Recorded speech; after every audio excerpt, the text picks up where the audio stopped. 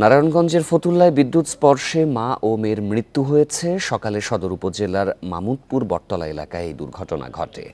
এলাকাবাসী জানান, সকালে নূর বানু বাড়ির উঠান ঝাড়ু দিচ্ছিলেন। এ সময় বাড়ির উঠানে বিদ্যুতের তারের লিকেজ থেকে লোহার খুঁটি বিদ্যুতায়িত হয়। এখন জন্ম সনদ দিয়ে খোলো বিকাশ স্টুডেন্ট অ্যাকাউন্ট। নিজের বিকাশ নিজে কর। পরে মেয়ে বিলকিস বেগম তাকে বাঁচাতে গেলে সেও বিদ্যুতায়িত হন।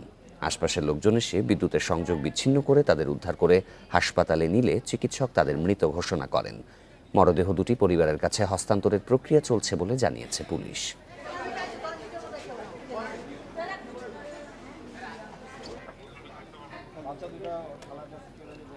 না, এটা ভাড়া থাকে।